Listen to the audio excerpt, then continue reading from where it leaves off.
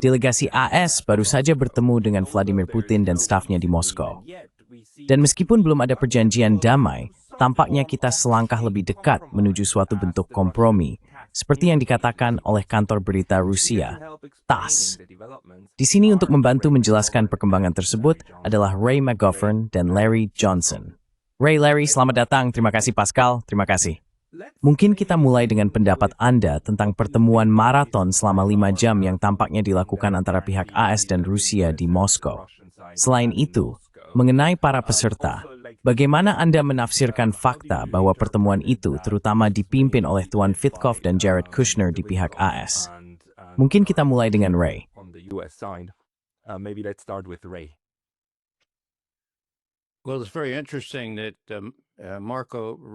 Nah, sangat menarik bahwa Marco Rubio tidak ada di sana.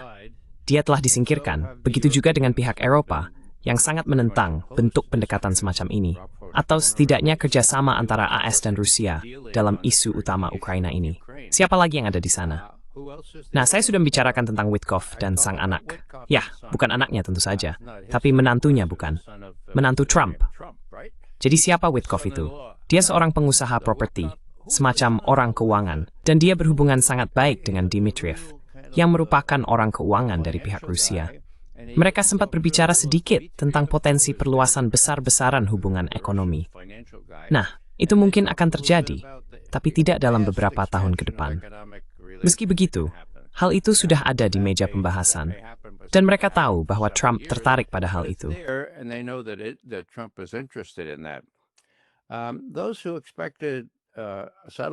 Mereka yang mengharapkan adanya kesepakatan atau pembicaraan yang benar-benar substantif merasa kecewa karena, seperti yang disepakati kedua belah pihak, ini hanyalah poin-poin pembahasan, hal-hal untuk didiskusikan. Jauh dari apapun yang bisa disepakati, yang sebenarnya disepakati hanyalah untuk membicarakan hal-hal ini di kemudian hari. Hal yang paling penting adalah bahwa isu-isu teritorial telah dibahas. Nah, itu mengejutkan saya. Itu salah satu detailnya. Tapi seperti yang dikatakan Rubio sendiri, itulah masalah utamanya. Isu-isu teritorial. Tentu saja begitu. Lalu apa lagi? Baiklah, saya akan memperluas pembahasan ini sebelum saya akhiri. Anda tahu, saya suka membicarakan latar belakang dari semua ini. Dan latar belakangnya adalah bahwa kita memiliki seorang presiden yang delusional. Apa istilahnya? Narsistik. Sekarang, jika saya memberikan laporan harian presiden kepada Presiden Putin, dan dia bertanya kepada saya, bagaimana dengan Trump?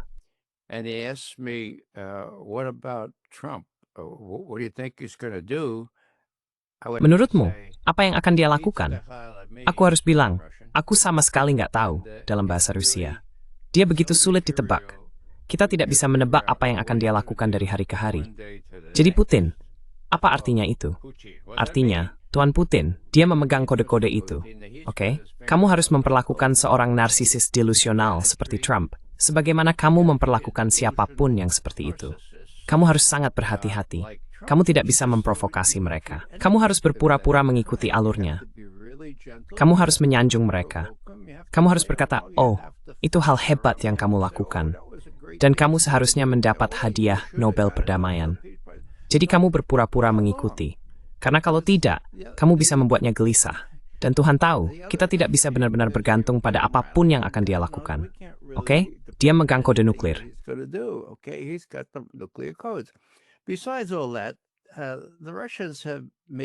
Selain semua itu, Rusia sudah sangat jelas sejak Trump berkuasa bahwa Trump bukanlah Biden. Oke, mereka berbicara dengan Trump. Ada beberapa bukti bahwa Trump benar-benar tertarik pada kesepakatan akhir mengenai Ukraina. Saya percaya memang begitu.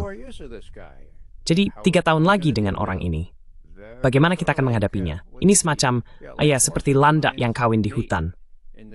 Kamu tahu bagaimana mereka kawin dengan sangat-sangat hati-hati, kan? Begitulah cara Trump harus ditangani. Dan saya pikir karena Rusia sedang unggul di Ukraina dan Putin sedang terburu-buru, yang benar-benar perlu dijelaskan adalah mengapa Trump juga begitu terburu-buru. Kita bisa membicarakannya nanti. Saya punya beberapa teori tentang itu. Salah satunya agak tidak biasa. Saya akhiri di sini. Semoga itu membantu. Eddie, dari mana kamu menafsirkan ini? It's so thiukush tapsinek mengerucut pada sesuatu yang bisa dijalani misai. Raitha. Workable, isn't it? I'll quote Churchill when he said, "This is not." Saya akan mengutip Churchill ketika ia berkata, ini bukan awal dari akhir, ini adalah akhir dari awal, atau sesuatu yang serupa. Saya rasa saya setuju dengan apa yang dikatakan Ray, bahwa orang Rusia tidak memiliki ilusi apapun tentang Trump dan kestabilannya. Saya tidak berpikir mereka memandangnya sebagai mitra negosiasi yang dapat diandalkan. Istilah mudah berubah lebih tepat. Saya rasa tujuan sebenarnya dari pertemuan ini adalah, seperti yang dikatakan oleh pihak Rusia, dan ditegaskan kembali oleh Ushakov, mereka telah mendengar tentang berbagai usulan, tetapi tidak ada satupun yang pernah diajukan secara resmi kepada mereka. Jadi mereka ingin mendapatkannya secara resmi. Saya pikir sebagian alasan Kushner ikut serta juga karena Trump mempercayai Witkoff sebagai teman, tetapi juga karena keluarga Kushner, bukan begitu? But Kushner's family. And so he was going to get another read from a family member about. Jadi dia akan mendapatkan pandangan lain dari anggota keluarga tentang apa yang sedang terjadi. Dan Putin seperti biasanya sangat teliti, sangat seperti seorang pengacara, dan akan menjelaskan secara rinci apa posisi Rusia dan bagaimana posisi itu berkembang. Saya membayangkan mungkin bahkan penelitian ada sedikit pelajaran sedikit. Kami memang suka membahas sejarah. Jadi ini bisa dibilang si Gemuswander. Net adalah awal dari negosiasi mengenai hal-hal seperti berapa banyak pasukan yang bisa dimiliki Ukraina. Apakah Rusia benar-benar tertarik untuk kembali bergabung dengan Jeju menjadi J8? Maksud saya, jika kamu mendengarkan konferensi pers Putin di Kremlin minggu lalu di Kazakhstan, ketika dia ditanya tentang Jeju, dia pada dasarnya berkata, kamu pasti bercanda. He basically said, "You gotta be kidding me." No, we're not gonna do that. Why join the Tidak, losers kita club? tidak akan melakukan itu. Mengapa bergabung dengan klub yang kalah? Pada dasarnya itulah pesannya. Tapi saya pikir Ray benar bahwa di benak orang-orang Rusia, mereka ingin menghindari agar hal ini tidak meningkat menjadi konflik nuklir. Jadi sekarang mereka telah mundur. Trump melakukan beberapa hal sebelum pertemuan ini. Saya diberitahu bahwa dia menangguhkan semua bantuan militer untuk Ukraina. Dia benar-benar memutuskannya. Barang-barang yang sudah dalam proses pengiriman pun tidak dia kirim lagi. Jadi menurut saya saat ini mereka sedang menyiapkan dasar untuk negosiasi yang sebenarnya. Karena seperti yang dikatakan Putin minggu lalu di Bishkek, ketika mereka bernegosiasi, Lavrov akan memimpin dan Ushakov juga akan hadir. Dan seperti yang Ray tahu, orang-orang Rusia sangat memperhatikan protokol. And the Russians, as Ray knows, they weigh heavily on protocol. So they're not going to have Lavrov sit down. Jadi mereka tidak akan membuat Lavrov duduk bersama dengan orang nomor 2 atau 3 yang tidak penting. Maksudku seharusnya Rubio yang ada di sana. Sekarang, apakah Rubio akan mencoba menggagalkan proses itu? Karena aku pikir Ray benar ketika menyinggung hal itu. Aku tidak yakin Trump punya banyak kepercayaan padanya. Tapi dia juga sedang menjalankan peran yang belum pernah dilakukan siapapun sejak Henry Kissinger, mengenakan 2 topi sekaligus sebagai Menteri Luar Negeri dan Penasihat Keamanan Nasional. Jadi dalam proses ini, semua orang berharap mereka bisa mencapai kesepakatan dan menandatanganinya sebelum Natal. Hei, jangan terlalu berharap. Ini bisa memakan waktu antara 6 bulan hingga 1 tahun. Dan sementara itu, serangan Rusia semakin meningkat dan mungkin membuat negosiasi itu tidak lagi relevan. The negotiations actually no longer relevant.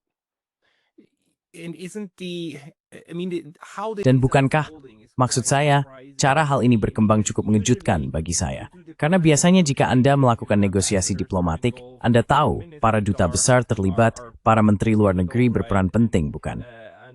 Dan Anda berusaha menciptakan proses yang terstruktur putaran pertama, kedua, ketiga, dan seterusnya dengan kelompok kerja dan tingkatan tertentu. Tapi di sini, ini seperti pendekatan bisnis, bukan? Ini seperti klan bisnis saya. Dan entah bagaimana, orang Amerika tampaknya berhasil orang Rusia untuk ikut serta dan mengirimkan para pebisnis mereka. Karena banyak hal juga dilakukan melalui seorang pengusaha. Siapa namanya? Kirill Dmitriev.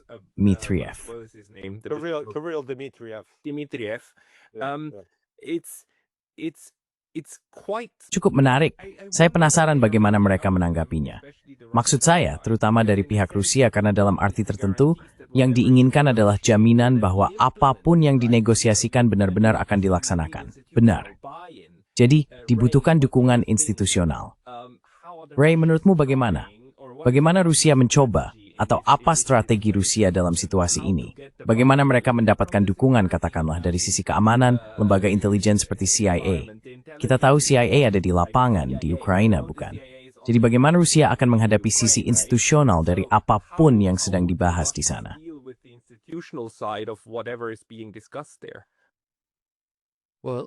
Bet, strength find Neskau was the CEO Prusani. Perseting Zat. Of the U.S. company here. Tentang perusahaan AS di sini. Ini bahkan tidak konsisten dengan praktik bisnis yang normal. Dan orang Inggris punya cara mereka sendiri untuk mengatakan, ini tidak pantas. Tidak pantas? Memang tidak pantas sebenarnya. Tentu saja begitu. Tapi ini Trump, dia berubah-ubah.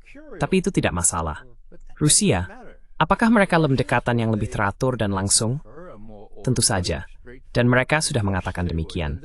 Tapi mereka berurusan dengan Trump sebagaimana adanya, dan mereka melihat ada sedikit keluasan padanya. Dan kamu tahu, sepertinya sekitar pertengahan Oktober, ketika orang-orang seperti Kellogg dan para pendukung garis keras lainnya mengatakan kepada Trump, lihat, Ukraina masih bisa memenangkan ini, dan Rusia sedang kacau. Ekonomi mereka, mereka sedang kalah. Their economy is just, they're losing 3 million troops every week. Dan mereka kehilangan 3 juta pasukan setiap minggu. Ya, sebenarnya tidak separah itu.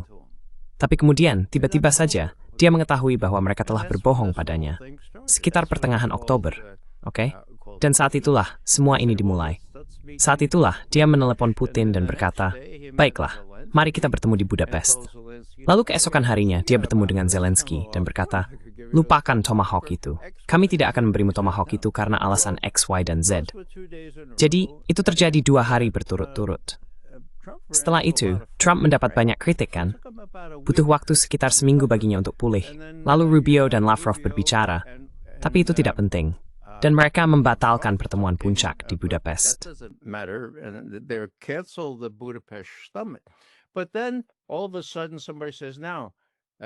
Tapi kemudian, tiba-tiba saja, seseorang berkata, sekarang Donald, bagaimana kalau memberlakukan sanksi yang benar-benar keras terhadap Lukoil, terhadap Rosneft? Ya, itu bisa dilakukan. Jadi dia berkata, baiklah. Sekarang ada komunikasi secara diam-diam, bukan? Menurut saya, seseorang yang berpikiran tenang, mungkin bahkan Trump sendiri, menyampaikan kepada pihak Rusia, dengar, saya harus melakukan ini. Ini tidak akan terlalu merugikan kalian. Sanksi-sanksi itu bahkan, siapa namanya? Mnuchin, Menteri Keuangan, menuhwatang stuen moriti buadila. Kami tsuginlan ini, tapi keesokan harinya saya, Vladimir Putin, akan mengirim Dmitriev ke Miami untuk berbicara dengan Witkoff dan Jared Kushner. To talk with Witkoff and Jared Kushner, and maybe we'll, if Umerov from the Ukraine. Dan mungkin kita akan, jika Umerov dari Ukraina mau, kita akan mengatur semuanya. Sekarang apa yang terjadi?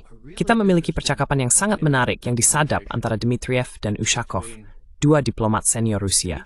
Ya Tuhan, siapa yang membocorkannya? Itu kejahatan besar. Siapapun yang membocorkannya. Siapa yang mengumpulkannya? Ya, tersangka biasanya Badan Keamanan Nasional atau GCHQ di Inggris. Tapi kamu tahu, Dmitriev berada di Arab Saudi. Peter Statistics Heste Dapan Telepon. Ang Kim Hak Saudi yang for. An Matlis Manuistan, Kawamula Anius Tawus Medit Sana. Okay. Matt. How this thing initiated, okay? And what did it show? It showed that Dmitriev and Ushakov. Itu menunjukkan bahwa Dmitriev dan Ushakov telah menyiapkan sebuah makalah kecil untuk ditinjau dan dikomentari oleh Witkoff serta putranya, Jared Kushner. Dan apakah itu inisiatif dari Rusia? Tidak. Penyadapan itu menurut saya menunjukkan bahwa Witkoff berkata, dengar, kita butuh semacam poin pembicaraan untuk memulai, demi Tuhan. Dan kita tidak bisa meminta Rubio melakukannya. Itu akan buruk sekali. Jadi bisakah kalian menyiapkan sedikit makalah? Kami akan memulainya dan menambahkan hal-hal dari kami sendiri. Dan jika Umerov menawarkan sesuatu dikatakan, begitulah awalnya. Itu jelas dalam penyadapan ini. Oke? Penyadapan yang, pengungkapan penyadapan itu kepada, saya kira The Observer, atau tidak, mungkin Times yang lain. No, it was some other. Sabut Stu Match, Ural the Actual Times, The Economist. It was the other one, Bloomberg. So they Itu yang satunya lagi, di Bloomberg. Mereka mencetaknya secara lengkap dalam 2 bahasa. Aku sudah memeriksanya. Terjemahan bahasa Inggrisnya bagus. Mereka ingin menggagalkan semuanya, tapi itu dilakukan secara terbuka. Kami tetap melanjutkannya. Jadi menurutku, saat itu sudah jelas bahwa kami siap untuk bernegosiasi. Orang-orang Rusia berkata, lihat, ingat waktu kita di Alaska bersama? 2 hal. Kamu setuju untuk tidak menuntut gencatan senjata segera, dan untuk mencegah Zelensky serta orang-orang Eropa itu menggagalkan semuanya. Sekarang kamu belum melakukannya. Apakah kamu akan melakukannya atau tidak? Dan saat itulah, menurutku, Trump menyadari bahwa dia telah dikelabui oleh orang-orang seperti Kellogg dan Rubio. Aku bilang pada Rubio di akhir, baru minggu lalu, lihat Marco, kami punya cukup dana perjalanan di sini untukmu pergi pulang, kelas 1, ke Miami. for you to go round trip first class to Miami, but we don't have enough money to send you to Moscow. Tapi kami tidak punya cukup uang untuk mengirimmu ke Moskow, untuk mengikuti negosiasi tempat Steve dan Jared akan pergi. Dan omong-omong, kami juga tidak punya cukup uang untuk mengirimmu ke Brussels. Itu agak membuatku malu, karena NATO bertemu hari ini, pertemuan para menteri NATO, dan ini adalah pertama kalinya dalam sejarah, atau setidaknya sejak tahun 1998, ketika aku mulai mengikuti semua hal ini. Menteri Luar Negeri tidak hadir dalam pertemuan para menteri NATO. Jadi NATO telah diremehkan, orang-orang Eropa telah diremehkan. Hal terakhir yang akan kukatakan adalah, ini cukup lucu. Di akhir pernyataan Ushakov, dia ditanya, kemana Witkoff pergi? Dan Ushakov menjawab, ya, sejauh yang saya tahu, dia kembali ke kedutaan besar AS.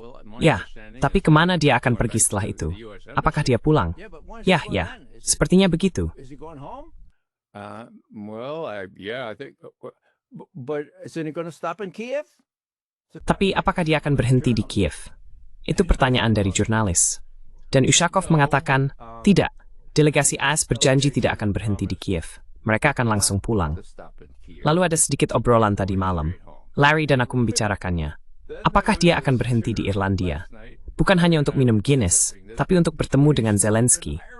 Apa-apaan dia di Irlandia? Dia ada di sana. Ada rumor bahwa dia harus bertemu dengan Zelensky sekarang. Tidak ada kesepakatan. Sejauh yang aku tahu, dia langsung pulang untuk melapor kepada Trump. Akan menarik untuk melihat apa yang dikatakan Gedung Putih. Aku belum melihat pernyataan resmi dari mereka. Mereka sedang menunggu waktu yang tepat. Aku yakin mereka akan mengambil isyarat dari Trump. Dan kita mungkin akan mendengar di Truth Social besok bagaimana perasaannya tentang hal itu. Tomorrow, how he feels about it. Larry, let's have many Martin Pori. Yeah, no, it's all of this is. Ya, tidak. Semua ini, mari kita sebut saja sandiwara kabuki, adalah persiapan untuk negosiasi yang sebenarnya. Banyak di antaranya hanyalah tarian. Sampai Kementerian Luar Negeri terlibat, jika kita melihat itu, barulah kita tahu mereka benar-benar serius untuk bernegosiasi. Mereka akan membentuk tim, melakukan semua hal yang biasanya kita harapkan. Tapi kita belum sampai ke tahap itu. Dan sebagian dari ini, tahu kan saya menyebutnya, mengutip Yogi Berra. Yogi Berra ada di semen baseball kenal, bermain untuk New York Yankees, dan dia terkenal kena cherry unik dalam mengungkap the step at the tee. Famous for his way of expressing things. Like he said, this is deja vu all over again. Seperti yang dia katakan, ini seperti deja vu yang terulang kembali. Jadi, sebagian dari apa yang kita lihat di sini adalah pengulangan dalam skala yang jauh lebih besar dari apa yang terjadi di pertempuran Debaltseve pada Januari 2015. Pasukan Ukraina saat itu tampil sangat buruk melawan milisi Donetsk dan Luhansk hingga mereka terkepung. Mereka berada di ambang kekalahan. Dan Angela Merkel dan François Hollande yang saat itu menjabat sebagai Presiden Prancis menjadi sangat termotivasi. Merkel pergi ke Moskow dan meyakinkan Putin untuk menandatangani Minsk II, dan mereka menyelamatkan Ukraina. Seperti yang diakui Merkel pada Desember 2022, dan Hollande mendukungnya dengan mengatakan, ya benar, dia benar, itu sepenuhnya merupakan siasat. that was entirely a ploy. Minsk II was just it was a ploy to get the Minsk II hanyalah siasat untuk menghentikan pertempuran agar mereka bisa membantu Ukraina pulih, mempersenjatai kembali, memperbaiki peralatan, merekrut, terlahir kembali. Itu semua hanyalah tipu daya agar mereka bisa melanjutkan perang. Dan saya pikir itulah sebagian dari apa yang sedang terjadi di sini. Karena sejak September, selama 3 bulan terakhir, dari September hingga November, Rusia telah merebut 86 permukiman, kota dan desa yang berbeda dari utara ke selatan. Dan sekian minta titik kekuatan Malzinja di Laponging pasca Knight untuk merebut dan menguasai wilayah, sesuatu yang telah memiliki step yang lalu. Dan Barat panik. Mereka benar-benar panik. Minimal karau bahwa apa yang mereka lakukan. Particularly in Europe, because what are they going to do? You remember the suggestion. Kau ingat usulan dari pihak Eropa? Baiklah, ini rencana perdamaian 28 poin untuk Trump. Aku rasa satu poin yang masih kuingat adalah nomor 16, bahwa Ukraina seharusnya memiliki tentara sebanyak 800.000 orang. Nah, aku sempat menghitung sedikit, aku masih bisa melakukan matematika semacam itu, dan aku menemukan bahwa gabungan tentara Jerman, Prancis, dan Inggris totalnya kurang dari 500.000. Padahal mereka punya, kau tahu, jumlah penduduk gabungan Paraguay yang mungkin lebih dari 120 juta. Dan di sini meminta Ukraina dengan populasi yang sekarang hanya menurunkan 800.000 tentara. Mereka gila. Semasik ini menunjukkan betapa putus asanya mereka. And let's not forget when Germany was. Dan jangan lupa, ketika Jerman dipersatukan kembali di bawah kerangka 2+4, Jerman diizinkan mempertahankan sekitar 370.000 atau 390.000 pasukan gabungan, bukan 800.000. Jadi apa yang membuat siapapun berpikir bahwa Rusia akan setuju dengan 800.000 pasukan di depan pintu mereka? Tapi terlepas dari itu, menurut saya, Rusia memiliki strategi yang sangat-sangat jelas. Mereka akan terus menekan di medan perang. Mereka sudah mengatakan demikian, secara perlahan tapi teliti. Dan mereka telah memenangkan perang kelelahan, bukan? Jadi sekarang, ini bukan lagi soal apakah strategi kelelahan berhasil. Ini hanya tentang seberapa besar kelelahan yang masih akan terjadi dan sejauh mana mereka ingin melangkah. Pada saat yang sama, mereka juga ingin berhenti di suatu titik, bukan? Pada akhirnya, harus ada garis batas. Dan kemudian semenggang kuspugnya.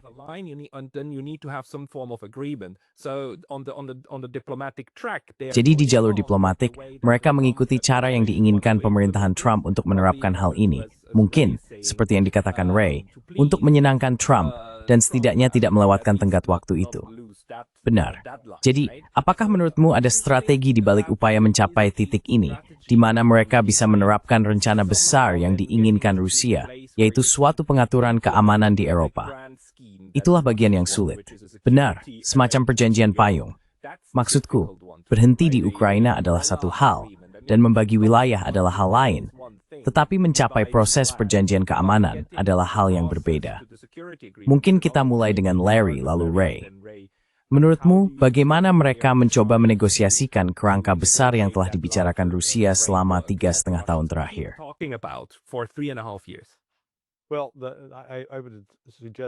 Ya, saya akan mengatakan bahwa Eropa dan Amerika Serikat sedang mengalami perceraian, atau setidaknya masa percobaan perpisahan. Dan Ray benar, untuk pertama kalinya, bukan hanya sejak dia mulai bekerja pada isu ini, tetapi benar-benar untuk pertama kalinya, Menteri Luar Negeri tidak hadir dalam pertemuan tingkat menteri.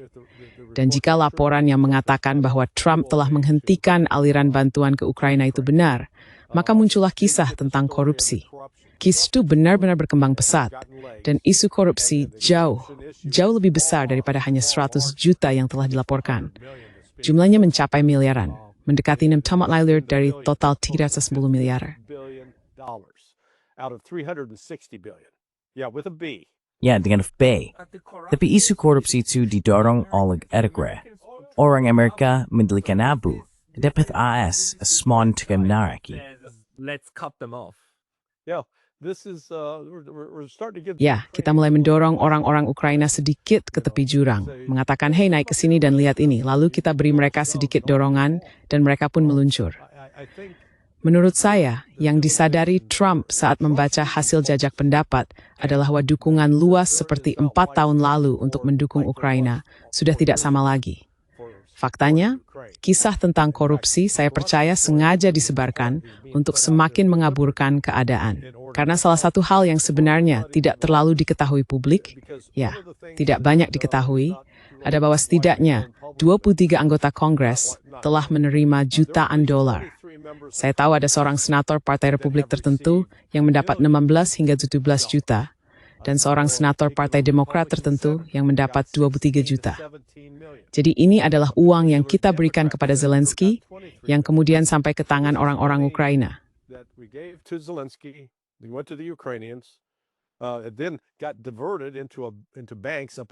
Kemudian uang itu dialihkan ke bank-bank di wilayah Baltik. Dan wah, saya rasa kita akan terkejut mengetahui bahwa salah satu menteri luar negeri di Uni Eropa bernama Kaja Kallas mungkin memiliki beberapa insentif finansial nyata untuk menjadi pendukung kuat Ukraina. Namun uang ini digunakan untuk melumasi berbagai politisi, baik di pihak AS maupun di pihak Eropa. Jadi semua ini sedang memuncak sekarang dan Rusia telah mengubah posisinya. Karena jika kita kembali ke Maret 2022, ketika Lavrov menjelaskannya saat saya bertemu dengannya bersama hakim pada musim gugur itu, dia berkata, "Lihat, kesepakatan awal yang kami setujui dibawa ke meja perundingan oleh pihak Ukraina. Satu-satunya hal yang kami tekankan adalah membatasi jumlah militer hingga 85.000. Tapi kami akan membiarkan Donetsk dan Luhansk tetap berada di bawah kendali Ukraina." Ukrainian control, and then they walked away from it. Dan kemudian mereka menikah. Jadi tahap berikutnya adalah apa yang dijabarkan oleh Vladimir Putin di hadapan Kementerian Luar Negeri pada 14 Juni 2024. Ia berkata, "Baik, kami mempertahankan 5 provinsi, bekas provinsi. Mereka sekarang menjadi bagian dari Federasi Rusia. NATO harus benar-benar pergi. Kalian harus mengurangi kekuatan militer, dan kalian harus mengadakan pemilihan umum." Karena seperti yang telah ditegaskan Putin berkali-kali minggu ini, Zelensky dan kelompoknya adalah geng kriminal. Mereka tidak memiliki kedudukan untuk bernegosiasi. Hal yang sama berlaku bagi Zelensky, kecuali ada pemilihan umum yang benar-benar sah dan tulus. Rusia tidak memiliki siapapun untuk diajak bernegosiasi di pihak Ukraina. Jadi disitulah opsi militer masuk. That's where the military option comes in. And one last point. Dan satu hal terakhir, pergeseran taktik minggu ini dengan serangan terhadap armada hantu Rusia, 2 kapal tanker minyak di Laut Hitam yang berada di zona ekonomi Turki. Lalu hari ini disusul dengan serangan di lepas pantai Afrika dekat bekas koloni Prancis. Coba tebak, siapa yang mungkin melakukannya? Diserang dengan drone, dan Putin sangat marah. Maksud saya, ketika dia diwawancarai hari ini, dia menegaskan bahwa jika hal ini terjadi lagi, kami punya berbagai opsi. Katanya, mulai dari menutup total Laut Hitam, memberlakukan embargo terhadap Odessa, atau bahkan mulai menaiki dan menangani kapal-kapal yang berlayar ke Ukraina, meskipun itu kapal Prancis, Inggris, atau Amerika. Jadi maksud saya, apa yang dia paparkan akan menandai peningkatan eskalasi yang signifikan. Dia tidak sedang main-main dengan pihak Eropa.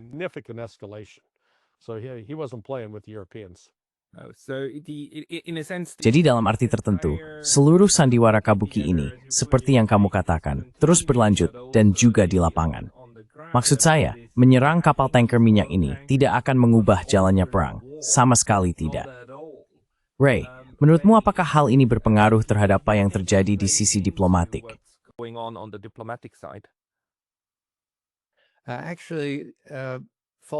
Sebenarnya, serangan bendera palsu atau serangan seperti yang baru saja disebutkan Larry sudah menjadi hal yang biasa. Seperti yang juga dikatakan Larry, serangan-serangan itu tidak akan mengubah apapun. Ini menunjukkan betapa delusionalnya orang-orang di Kiev. Bagaimana mereka masih berpikir bisa mendapat dukungan dari orang Eropa yang tidak memiliki senjata, tidak memiliki uang, dan tidak memiliki semangat nyata untuk mendukung mereka. Bagi saya, pertanyaannya adalah, berapa lama waktu yang dibutuhkan orang Eropa untuk menyadari bahwa permainan sudah berakhir? Mereka telah disingkirkan, sama seperti Rubio dan Kellogg, dan juga seperti Zelensky. Jadi, ada banyak hal yang muncul dalam percakapan ini. Salah satunya adalah bahwa Ushakov, yang selama 5 tahun terakhir memberikan laporan untuk semua hal ini, mengatakan kemarin setelah pertemuan bahwa urusan ini sekarang diserahkan kepada Kementerian Luar Negeri.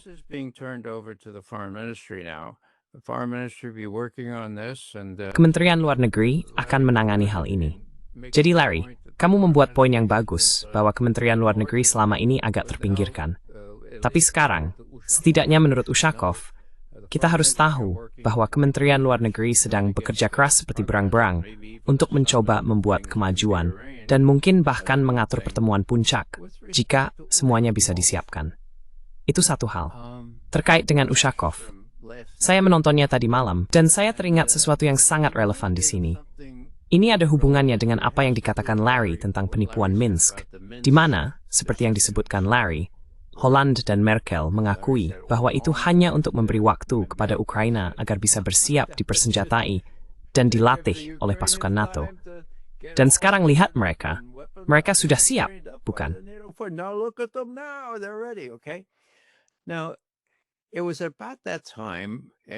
Nah, pada waktu itu, sekitar tahun 2021, tepatnya beberapa bulan sebelum invasi ke Ukraina, Ushakov adalah orang utama yang memberikan laporan untuk percakapan telepon yang sangat penting antara Putin dan, bukan Bush, Presiden Biden. Jadi apa yang terjadi? Pada tanggal 30 Desember, Kremlin menelepon Gedung Putih dan berkata, "Tuan Presiden, Putin ingin berbicara dengan Presiden Biden segera." Dan Gedung Putih menjawab, "Tunggu sebentar, delegasi kita akan bertemu di Jenewa dalam waktu kurang dari 2 minggu, dan kita baru saja berbicara 2 minggu lalu." Tidak, tolong, segera. Dia ingin berbicara dengannya. Sekarang Biden, yang patut diapresiasi, berkata, "Saya akan menerima panggilannya."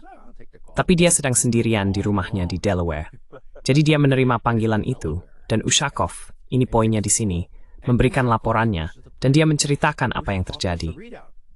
And he tells what happened. He says, the President of the United States. Dia mengatakan bahwa Presiden Amerika Serikat menyatakan bahwa Washington tidak berniat menempatkan rudal serangan ofensif di Ukraina. Wah, apakah itu penting? Tentu saja penting. Karena hanya 9 hari sebelumnya, Putin telah mengatakan kepada militernya dalam sesi terbuka, "Lihat, jika mereka mendapatkan rudal hipersonik dan menempatkannya di Ukraina, dan mereka akan melakukannya," kata Putin, "saya hanya punya 5 menit, 1, 2, 3, 4, 5 menit, untuk memutuskan apakah akan menghancurkan seluruh dunia." Dia tidak mengatakannya persis seperti itu, tapi maksudnya seperti itu. Jadi menurut saya, militer bersekongkol dengan Putin dan berkata, "Lihat, kamu harus menelepon. Lebih baik hubungi Biden sekarang. Ketika kita mulai negosiasi ini, setidaknya kita bisa memulainya dengan langkah yang benar. Mereka tidak perlu rudal serangan ofensif di Ukraina. Mereka sudah memilikinya di Polandia, atau bisa memilikinya dan di Rumania."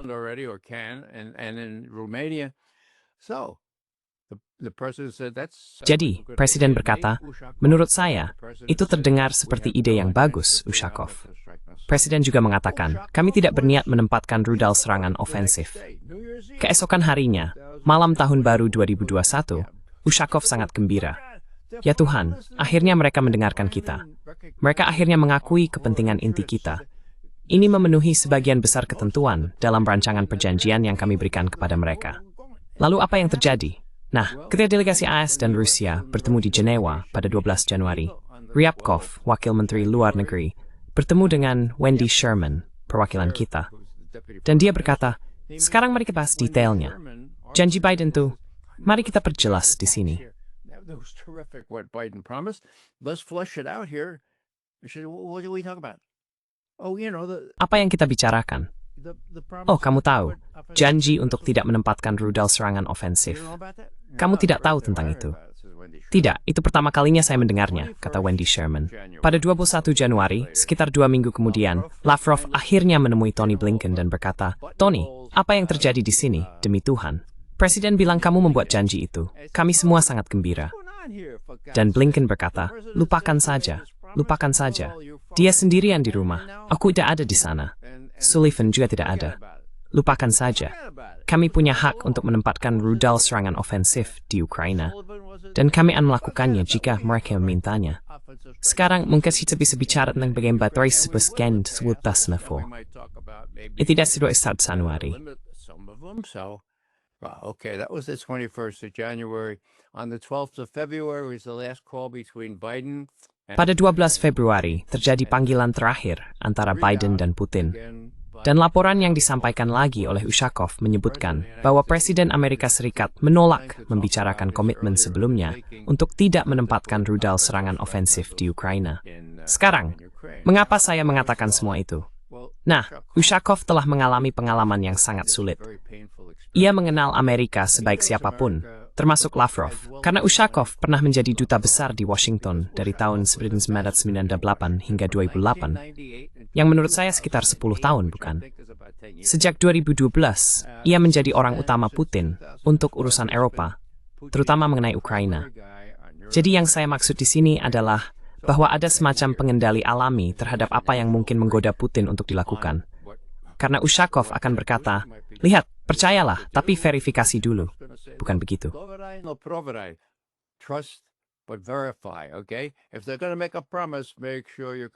Jika mereka akan membuat janji, pastikan kamu bisa memverifikasinya. Jadi ada hal alami di situ. Dan aku pikir itu relevan ketika membicarakan tentang Ushakov, yang sangat-sangat berhati-hati dengan laporan bacaannya kemarin, dan pada saat yang sama bersikap jenaka, mengatakan kamu tahu, mereka berjanji kepada kami bahwa mereka akan langsung pulang. Nah, mari kita lihat apa yang mereka lakukan. Apakah mereka akan pergi ke Kiev? Ya, mereka berjanji kepada kami bahwa mereka tidak akan pergi ke Kiev. Jadi, kamu tahu, itu benar-benar penampilan yang sangat cerdas dari pihaknya. Dan yang ingin aku katakan adalah, kamu bicara tentang laporan bacaan. Ya, Ushakov sangat paham soal laporan bacaan, oke? Dan itu adalah pengalaman yang sangat buruk baginya. Mereka tidak akan mengalami hal seperti itu lagi selama Ushakov masih ada. As long as Ushakov is still around. Yeah, that's why I wonder, Larry.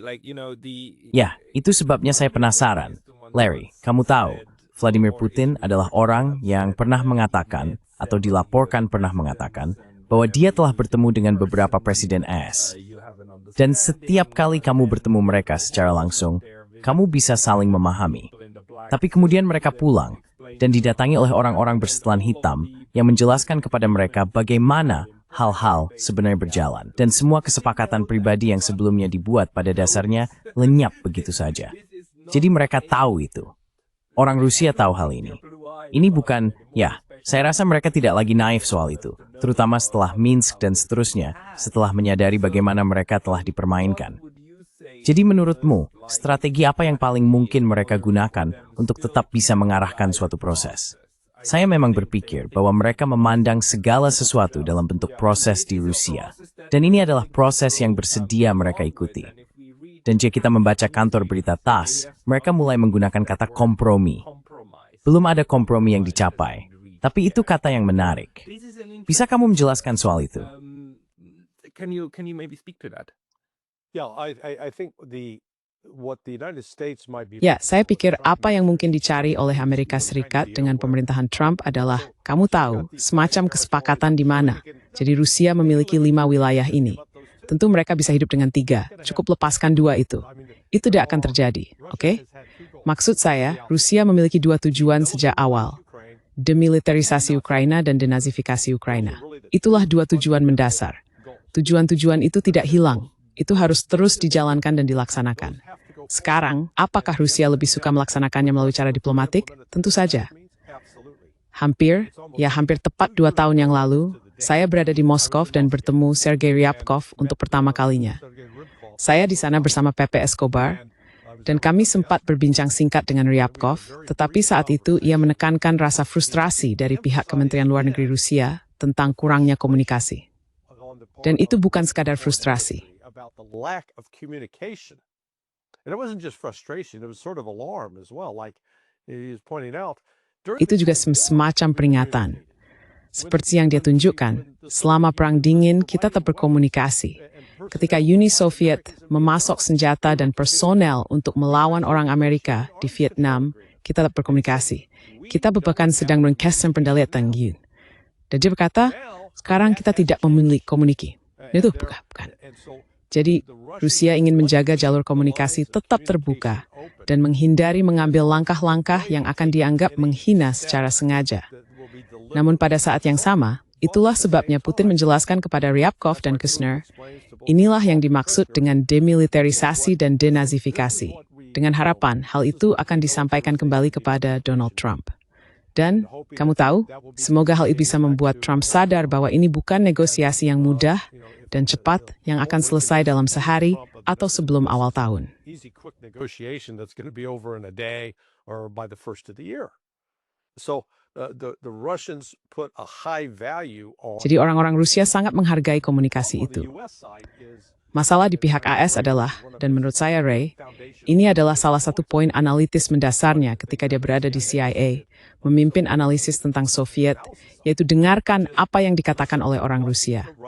Mereka bukan tipe yang suka omong kosong atau menebar asap, dan terutama ketika mereka semua mengatakan hal yang sama, sebaiknya kita perhatikan itu. Itu berarti sesuatu. Jadi itulah mengapa saya bilang, dengarkan Ushakov, dengarkan Zakharova, dengarkan Lavrov, dengarkan Ryabkov, daftarnya panjang. Dan tidak ada satu pun dari mereka yang mengatakan hal yang berbeda. Jadi kita harus berkata, mungkin kita memang sebaiknya mendengarkan mereka. So you guys say, maybe we should listen to them. The kings of not listening and queen. Para raja yang tidak mau mendengarkan dan para ratu yang tidak mau mendengarkan sebenarnya adalah orang-orang Eropa. Maksud saya, luar biasa bagi saya membayangkan seperti apa delusi yang mereka hidupi. Mereka sedang marah sekarang, tapi tidak ada yang bisa mereka lakukan. Ray, menurutmu, kamu tahu apakah para Chihuahua di Eropa cukup dikekang agar mereka tidak mengacaukan apapun yang sedang terjadi? Karena jelas, mereka berusaha. Mereka berusaha sangat keras. De tapment die blijkt stel step berstekken growth out with the UV parent thing. The White House by the Trump administration. European leaders are Para pemimpin Eropa berada dalam situasi yang sangat sulit. Mereka akan kalah. Mereka akan dicopot dari jabatannya dalam 1 hingga 1,5 tahun ke depan. Jadi mereka memiliki kepentingan pribadi untuk menjaga agar hal ini tetap berjalan. Bagaimana mereka bisa mengatakan kepada para pemilih mereka, oh maaf, kami memberikan $60 miliar kepada orang-orang ini, dan mereka menaruhnya di bank mereka sendiri, dan selain itu, kami sedang kalah. Mereka tidak bisa melakukan itu sekarang. Saya pikir kenyataan pada akhirnya akan memaksa mereka untuk menghadapinya. Namun saat ini, orang-orang Eropa bukan hanya menjadi pengganggu, tetapi gangguan itu sudah disingkirkan oleh Trump, bahkan oleh Witkoff dan yang lainnya, serta oleh Rusia. Zelensky, dia akan tetap ada selama dia masih berguna.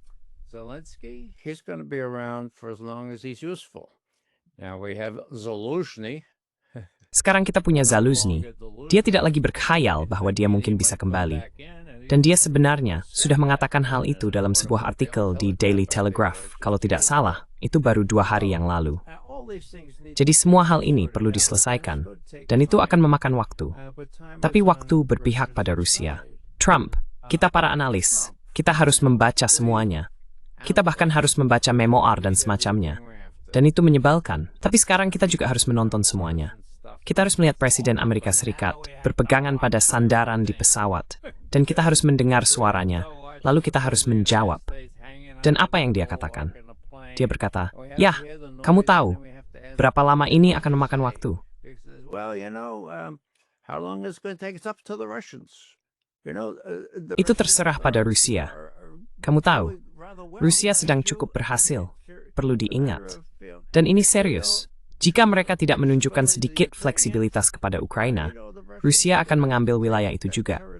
Jadi ini adalah pilihan antara kehilangan 50.000 atau 60.000 orang lagi dalam prosesnya, atau mencapai semacam kesepakatan sekarang.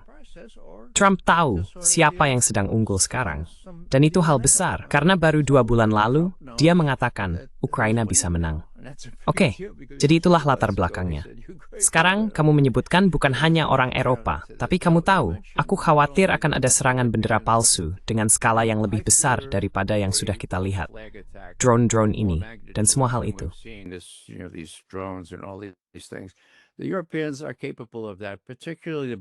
Orang Eropa mampu melakukan itu, terutama orang Inggris. Jadi itulah hal utama yang bisa menggagalkan semua ini. Tapi juga, kamu menyebut tentang negara dalam bayangan, Dan aku senang kamu menyinggung cerita kecil tentang Putin sendiri yang mengatakan, kamu tahu, presiden dikunjungi oleh orang-orang berjas panjang dengan tas kerja kecil itu kan? Negara dalam bayangan. Sekarang, siapa yang membocorkan percakapan yang disadap antara Dmitriev dan Ushakov? Pasti lembaga negara. Teman-temanku di NSA meyakinkanku bahwa itu pasti semacam lembaga pemerintah.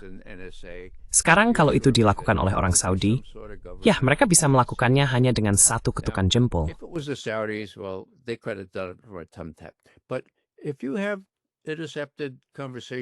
Tapi jika kamu telah mencegat percakapan antara dua negara, para pemimpin Rusia, ya Tuhan, itu akan membocorkan sumber itu. Sumber itu mungkin menghabiskan biaya triliunan dolar untuk dikembangkan. Dan siapapun yang melakukan itu di dalam deep state, mencoba menebar fitnah. Oh, lihat itu Dmitriev dan Ushakov. Mereka yang menyiapkan 28 poin. Hanya karena alasan itu. Untuk itu, mereka rela membocorkan sumbernya, mengorbankan semua hal ini. Jadi, it's now bahwa kami benar, kat orang-orang yang mental panjang, topi, titapa. It's Spatjin, that have this tank ambis and I thought. The strength is Gafucha. Has said that, so they're being very cautious. The good news is that so is Trump so far. Kabar baiknya adalah Trump juga begitu, sejauh ini. Sekarang dia sudah beragama, sekarang dia punya clock, dan mungkin Hegseth dalam hal ini, serta Rubio di luar. Dan tentu, ini tidak konvensional, tapi berhasil. Maksud saya, mengapa Putin bertemu 6 kali dengan Witkoff? Baiklah, itu tidak pantas. Seperti yang dikatakan orang Inggris, itu sama sekali tidak pantas, tapi berhasil. Jadi saya pikir semuanya kembali ke jalurnya. Larry benar. Ini akan memakan waktu cukup lama. Tapi asal mula hal ini sama besarnya dari pihak Amerika Serikat, seperti halnya Rusia. Rusia bisa menunggu. Kamu benar, Pascal, dalam menekankan bahwa orang Rusia benar-benar menginginkan sesuatu yang lebih. Baiklah. Mengapa hal ini memakan waktu 5 jam? Itu sangat jelas. Why did this thing take 5 hours? It's very clear. This is what Ushakov said. Inilah yang dikatakan Ushakov tepat setelah pertemuan itu berakhir. Pertemuan tersebut berlangsung selama 5 jam. Mengapa? Karena ada kesempatan untuk membahas secara menyeluruh prospek kerjasama lebih lanjut guna mencapai penyelesaian damai jangka panjang di Ukraina. Anda tahu, kepentingan inti, arsitektur baru, jangka panjang, itu memang memakan waktu 5 jam, bukan? Jadi ya, kami tidak terlalu masuk ke rincian atau hal-hal teknis. Meskipun menariknya, dia menunjukkan bahwa mereka memang membahas masalah teritorial. Saya sendiri terkejut dengan hal itu, pada tahap yang masih awal ini. Tapi sekarang urusannya ada di Kementerian Luar Negeri. Semoga mereka bisa menemukan seseorang di pihak Washington yang dapat menangani hal-hal ini di Departemen Luar Negeri kita.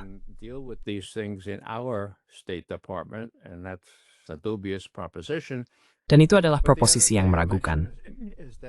Tapi hal lain yang akan saya sebutkan adalah bahwa pada tanggal 22 September, Putin mengambil langkah besar dengan mengatakan, lihat, New START akan berakhir pada tanggal 5 Februari.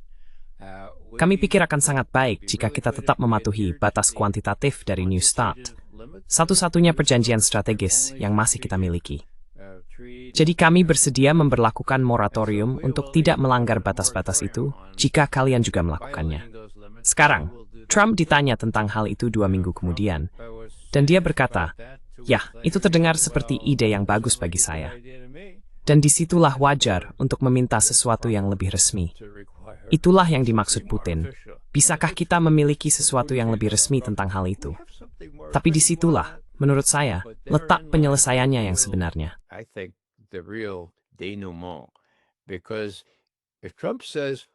Karena jika Trump mengatakan tidak, maka pada tanggal 6 Februari, keesokan harinya, menurut undang-undang, pembom kita akan dipasangi perlengkapan.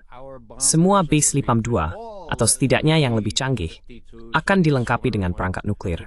Karena itulah yang diwajibkan oleh Undang-Undang Kongres. Dan kita akan memasuki situasi seperti Wild West, berhadapan dengan rezim pengendalian senjata yang tidak terkendali. Jadi Rusia sedang menunggu hal itu, dan saya berani mengatakan bahwa ini akan menjadi ujian lakmus yang sesungguhnya. Jika Trump mengatakan tidak, maka dia berpihak pada kompleks militer industri dan negara bayangan. Jika dia mengatakan ya, Mungkin dia cukup berani bukan hanya untuk mengatakannya, tetapi juga untuk mendorong kesepakatan yang benar-benar diinginkan Putin, alih-alih mengambil alih sebagian besar wilayah Ukraina, atau bahkan harus puas dengan setengahnya.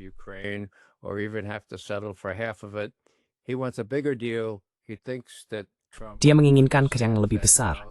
Dia berpikir bahwa Trump sekarang sudah memahaminya. Tentu saja, Witkoff memahaminya. Witkoff jauh lebih pintar daripada Rubio, yang menurut saya merupakan pujian yang agak samar. Tapi bagaimanapun, Rubio akan mulai, kau tahu, dengan Venezuela. Kau harus melakukannya, Marco.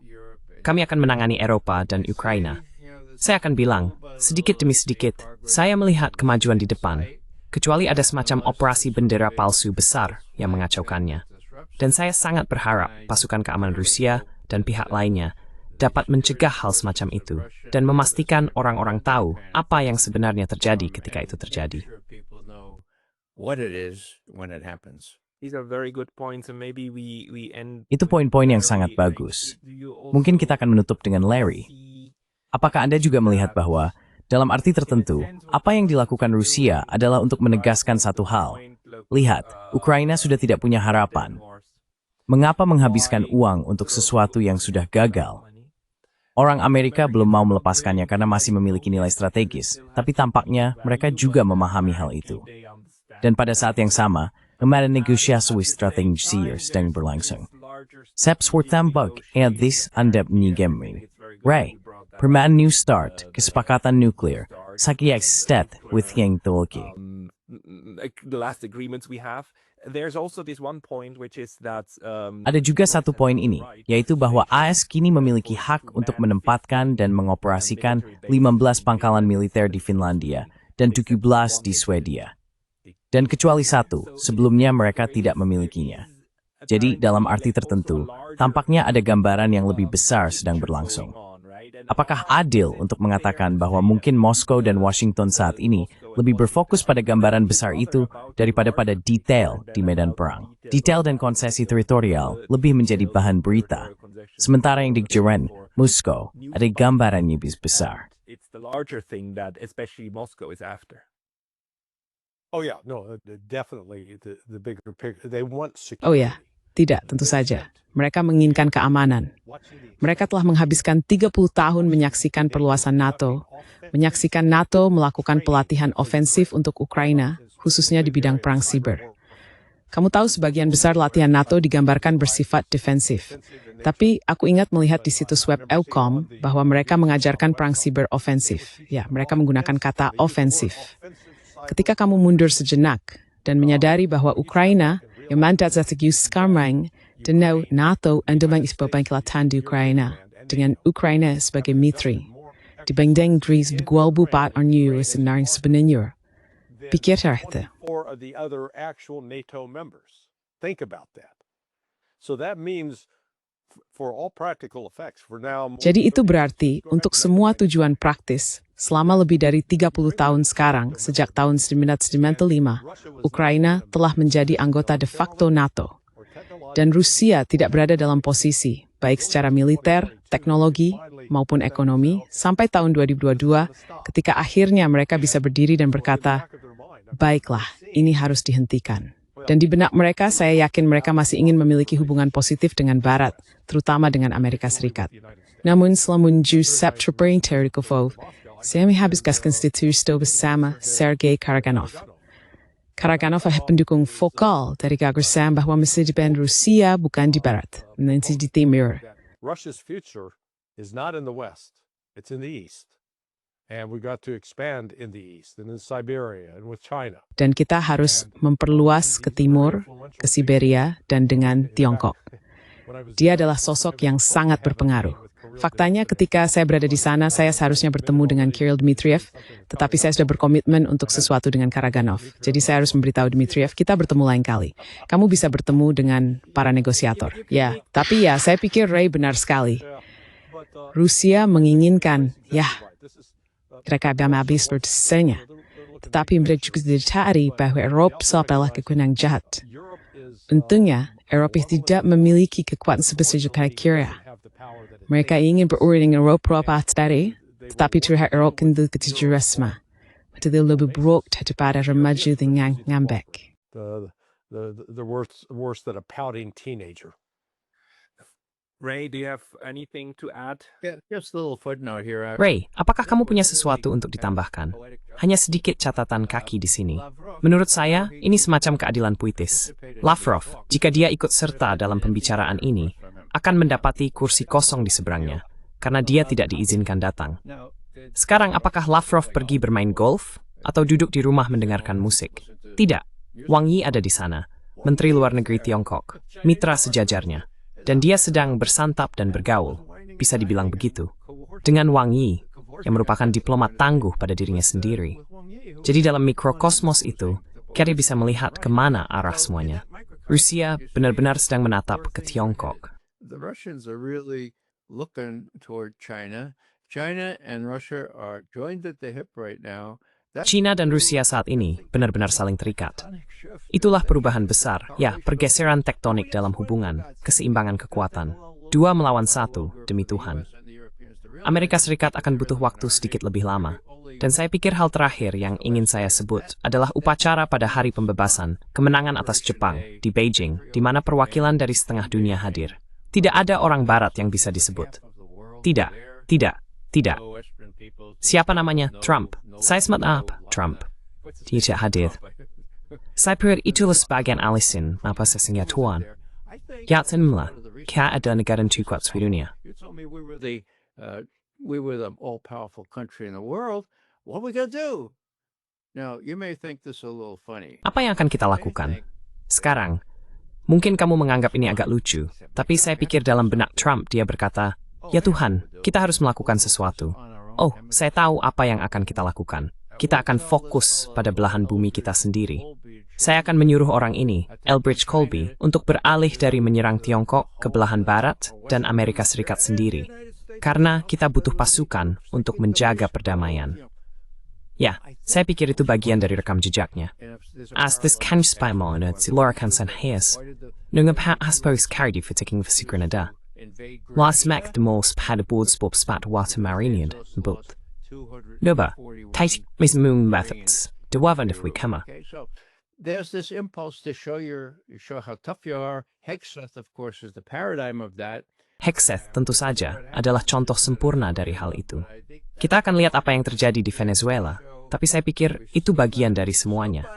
Kita harus menunjukkan bahwa kita masih berarti bagi seseorang, dan jika kita tidak bisa melakukannya di belahan bumi kita sendiri, ya Tuhan, apa yang menghalangi kita? Seberapa kuat kita?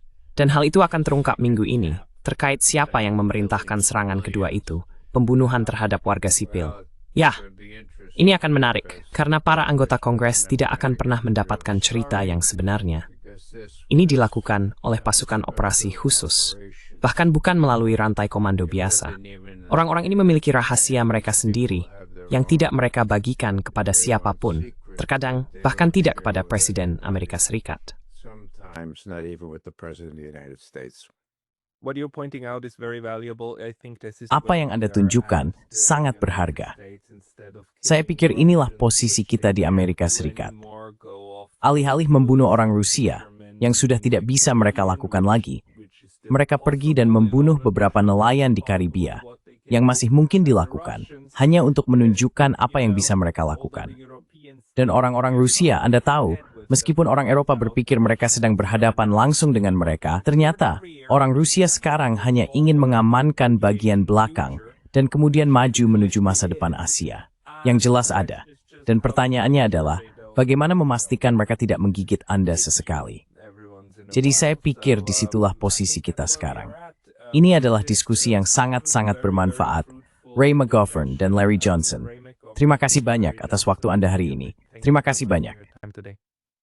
Thanks so much, Mr. Golf.